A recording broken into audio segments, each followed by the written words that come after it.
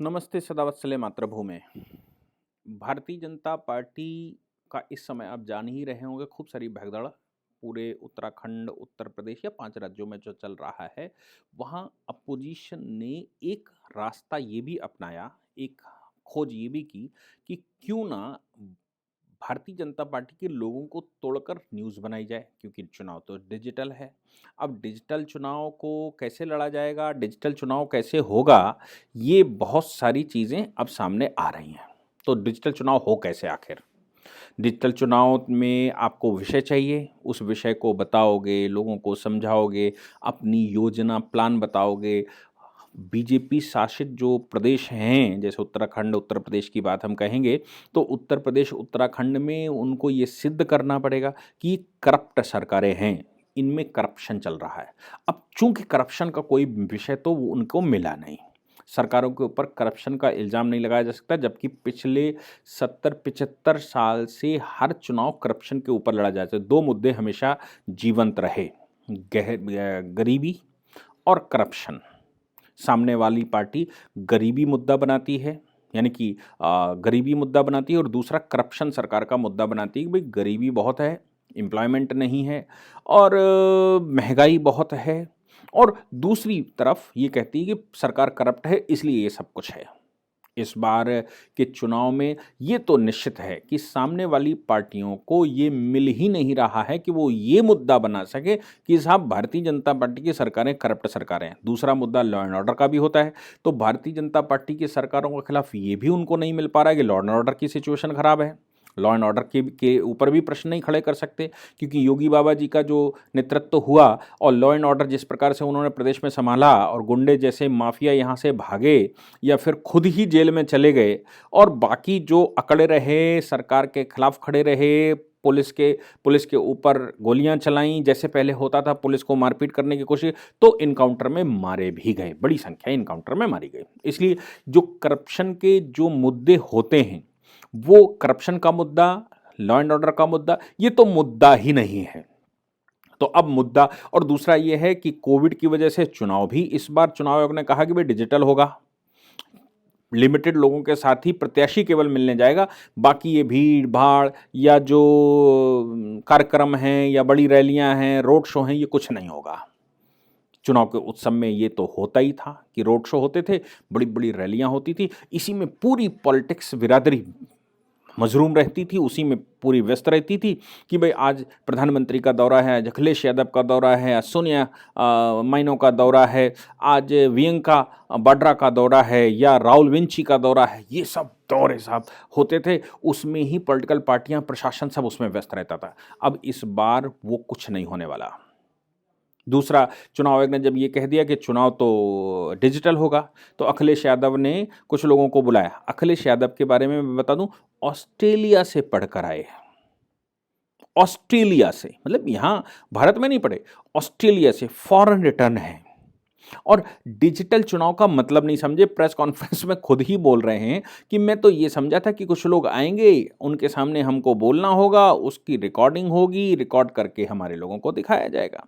जब मुखिया को टेक्नोलॉजी मालूम ही नहीं है तो भारत को या उत्तर प्रदेश को किस टेक्निकल ग्राउंड पर आप आगे बढ़ाने वाले हैं? क्योंकि आज की तारीख में देश अगर आगे बढ़ाना है, तरक्की करना है, तो साइंस टेक एक बड़ा माध्यम है।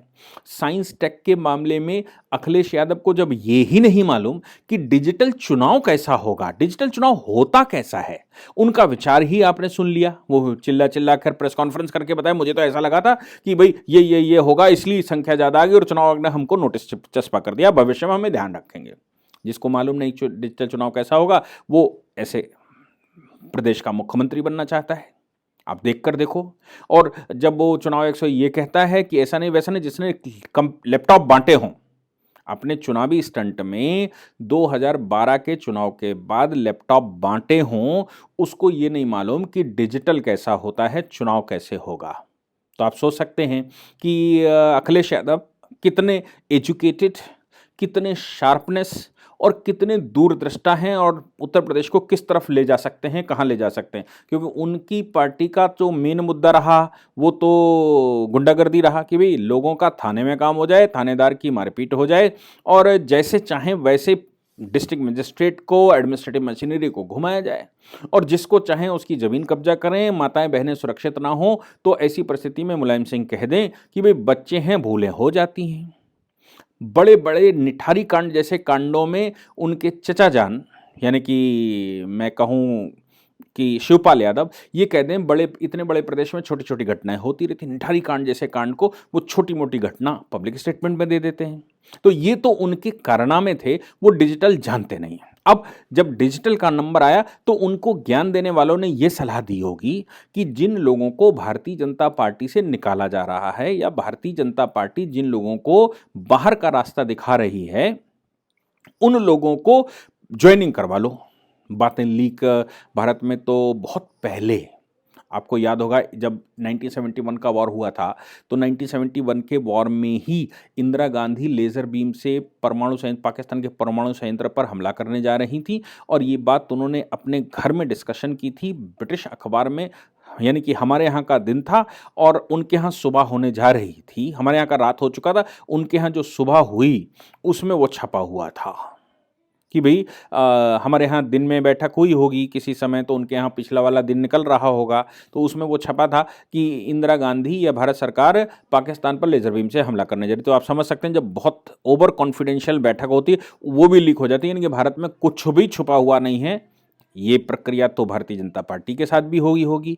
तो भारतीय जनता पार्टी ने जब निकालने का निर्णय लिया होगा, संगठन ने कुछ नाम तय किए होंगे, सूचियां बनानी शुरू की होंगी, उस पर मैथमेटिक्स करना शुरू होगा, तो लोगों को ये सूचना ज़रूर मिली होगी निश्चित रूप से कि भाई ये यहाँ पर अब हमारा काम नहीं चलने वाला है, इसलिए वो दूसरी पार्टियों के संपर्क में, अगर नहीं टिकट मिलता तो हम दूसरी पार्टी ज्वाइन कर लेंगे। और भारतीय जनता पार्टी की जो टिकटें बन चुकी हैं या जो लिस्टें बन चुकी हैं, जिसमें स्टेट चुनाव समिति ने डिस्कशन किया होगा, नेशनल चुनाव समिति ने, पार्लियामेंट्री बोर्ड ने जो डिस्कशन किया होगा, उस डिस्कशन में भी ये बात कहीं ना कहीं लीक हो ही गई होगी कि बैठे तो इंसान ही होंगे और इंसानों के मुंह से बात निकलती है, कुछ कहना चाहते होंगे तो कह दिया होगा, कुछ नहीं कहना चाहते होंगे तो मुंह से शब्द निकले, उसके मतलब निकालकर लोगों ने गणित लगा ली होगी, भैया अब इनका काम खत्म हो गया। उसका कारण एक और है कि भारतीय जनता पार्टी ने यह कहा कि हम पॉलिटिक्स को साफ करेंगे, पॉलिटिक्स को सही करेंगे। जो लोग भी नॉन परफॉर्मिंग हैं, जिन्होंने कोई परफॉर्मेंस नहीं किया, उनको पार्टी दूसरे काम देगी, उनको एमएलए नहीं बनाएगी,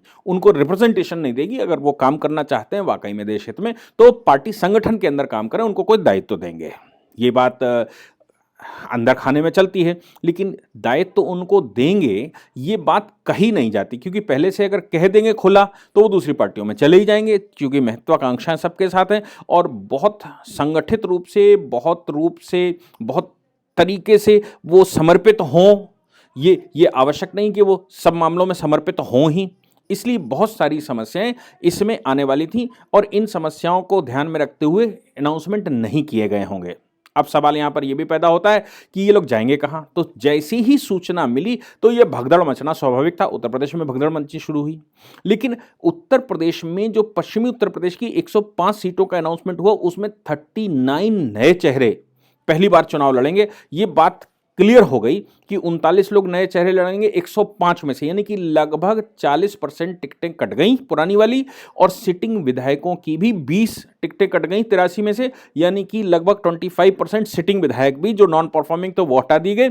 और बाकी के जो पिछली बार चुनाव हार गए थे, चाहे वो 1000 वोट से हारे हों चाहे 500 वोट से हारे हों, और उनकी परफॉर्मेंस अगर नहीं रही तो उनको भी टिकट पार्टी ने नहीं दिया। यहां तक कि पश्चिम उत्तर प्रदेश में लक्ष्मीकांत वाजपेयी, जो बहुत बड़ा नाम है, आयु अब उनकी मेरे को लगता है कि ऐसी होगी कि वो बहुत अच्छी परफॉर्मेंस नहीं दे सकते, तो लक्ष्मीकांत वाजपेयी जी को कहीं ना कहीं संगठन में काम करने का अवसर मिलेगा, उनको भी टिकट नहीं दी, जबकि वो 4 बार के विपरीत परिस्थितियों में एमएलए थे। यानी कि पॉलिटिक्स अब संवेदनाओं पर नहीं चलेगी, पॉलिटिक्स अब परिवार पर नहीं चलेगी, पॉलिटिक्स अब आपके योगदान पर नहीं चलेगी, पॉलिटिक्स अब हित पर चलेगी। राष्ट्र हित किसमें है, प्रदेश का हित किसमें है, नई पीढ़ियां हमको बिठानी है, देश हमको बचाना है, तो योग्य लोग कैसे आए, किन योग्य लोगों को टिकट देकर चुनाव लड़वाया जा सकता है, ये सब कुछ इस समय कैलकुलेशन में चल रहा है। अब इसी परिस्थिति में उत्तराखंड में एक घटना हो गई। उत्तराखंड में सिटिंग मिनिस्टर जो जो मैंने कहा ना कि जो वहां से निकले, पहले इस्तीफा उनका दिलवा दो और फिर इधर ज्वाइनिंग करवा दो तो मीडिया की रिपोर्टें बनेंगी, तो कम से कम डिजिटल मार्केटिंग होगी। और डिजिटल तो चुनाव लड़ने की बात ही कर, तो इसमें ही हो कटेगी, बहुत ज्यादा हो कटेगी। उस हो में कुछ तो लाभ होगा। हमें नहीं मालूम कि डिजिटल मार्केटिंग कैसी होती है, लेकिन हमें यह तो मालूम कि उधर से तोड़ो तो इधर मिला लो, या इधर आ जाएंगे, या पहले से घोषणा कर देंगे। सिटिंग मिनिस्टर टिकट कट रहा हो, टिकट के अनाउंसमेंट से पहले ही इधर चल दें, तो फिर कुछ बवाल होगा और मार्केटिंग होगी। हरक सिंह रावत उत्तराखंड के मिनिस्टर हैं, बड़े प्रभावशाली व्यक्ति हैं। हरक सिंह रावत कांग्रेस के स्टेट प्रेसिडेंट से मिले होंगे अपनी पुत्र वधू के साथ। जैसे ही वो मिलने गए, सूचनाएं, मैंने जैसे कहा कि सब जगह सब प्रकार की सूचनाएं होती हैं। एक हफ्ते के लिए उनको सस्पेंड किया गया था और चर्चा शुरू हुई। कल ही संडे की रात को उनको अब बीजेपी के जो मुख्यमंत्री हैं यानी कि पुष्कर सिंह धामी ने उनको अपनी कैबिनेट से डिसमिस कर दिया। संगठन ने इस बात को संज्ञान में लिया। संगठन ने पुख्ता सबूत जुटाए कि भाई ये कांग्रेस के साथ बैठ रहे हैं, कांग्रेस के साथ संपर्क में भी हैं कि अगर इधर टिकट कटेगा तो उधर कांग्रेस के साथ हम चुनाव तो लड़ना ही है, चूंकि हमें तो एमएलए बनना, राष्ट्र हित, देश हित, पार्टी हित और संगठन ये बहुत महत्वपूर्ण नहीं, हमें तो एमएलए बनना है, सत्ता मेरे पास हो, मेरा प्रभाव बना रहे, हम संगठन में क्यों काम करेंगे क्योंकि हम तो एमएलए हो चुके हैं। ये बात उनके मस्तिष्क में रही या रहती है लोगों के। तो ऐसे लोगों को पार्टी ने क्या किया, जैसी सूचना मिली कि स्टेट कांग्रेस चीफ के साथ वो मिलने गए या उनकी बैठक हुई या उनकी कॉन्फिडेंशियल बैठक हुई, तो फिर 6 साल के लिए उनको और उनकी पुत्रवधू अनुकृति दोनों को बाहर कर दिया गया है। वो देहरादून में देहरादून से दोईवाला देहरादून से टिकट मांग रहे होंगे, लेकिन पार्टी तो पार्टी है। भारतीय जनता पार्टी ने तय किया है कि हम नए लोगों को, अच्छे लोगों को, देश का नेतृत्व जो कर सकें उनको टिकट देंगे और उनको सत्ता में बिठाएंगे। ये ध्यान में रखते हुए चूंकि निर्णय लिए गए होंगे, इसलिए कैबिनेट मिनिस्टर को, स्टेट के कैबिनेट मिनिस्टर हरक सिंह रावत और उनके परिवार के जो लोग इस प्रकार के कृत्य में शामिल लगा कि ये लोग हो सकते हैं, उनको पार्टी से 6 वर्ष के लिए निष्कासित कर दिया गया। कांग्रेस में तो वो जाने को पहले से तैयार बैठे थे क्योंकि कांग्रेस स्टेट चीफ के साथ मिल रहे थे, तो अब वो कांग्रेस से चुनाव लड़ेंगे, कोई समस्या नहीं, पार्टी उनको निकाल कर खड़ा करे। ये निर्णय मुझे लगता है कि उत्तर प्रदेश जैसे राज्यों में, उत्तराखंड जैसे राज्यों में इस तरह के जो भी प्रकरण आते हैं उनमें जरा सा भी अगर डाउट खड़ा हो तो इन लोगों को टिकट न देकर इनको साइड में बिठाओ, संगठनात्मक रूप से साइड में बिठाते हैं और संगठनात्मक रूप से साइड से बिठाया जाए और इनकी ये कहा जाए कि संगठन में काम करिए, आपका टिकट नहीं होगा, अब संगठन में दायित्व आपको मिलेगा, तो अपने आप भागा दौड़ी शुरू होगी। और मुझे लगता है कि भारतीय जनता पार्टी चूंकि अब जनता के बेस पर चल रही है, किसी पॉलिटिशियन का अपना वोट नहीं है, अब इस समय तो वोट माननी मोदी जी का है और इस समय वोट माननी योगी जी का है, भारतीय जनता पार्टी के कॉन्सेप्ट का है, भारतीय जनता पार्टी की नीतियों का है, भारतीय जनता पार्टी के सरकार की परफॉर्मेंस का है। इसलिए किसी व्यक्ति का वोट नहीं है तो व्यक्ति क्यों पार्टी पर हावी हो, और अगर व्यक्ति पार्टी पर हावी होने का प्रयास कर रहा है और एंटी पार्टी एक्टिविटीज में शामिल है तो फिर उसको पार्टी से निकालकर बाहर खड़ा करो, ताकि जो पार्टी के लिए समर्पित लोग हैं, जो राष्ट्र के लिए समर्पित लोग हैं, जो क्षमता से योग्य हैं, ऐसे लोगों को अवसर मिले और राष्ट्र निर्माण हो सके। इसके लिए पार्टी ने जो तय किया वो हरक सिंह रावत जैसे लोगों को भी निकालकर बाहर खड़ा किया। जय हिंद, जय भारत, वंदे मातरम।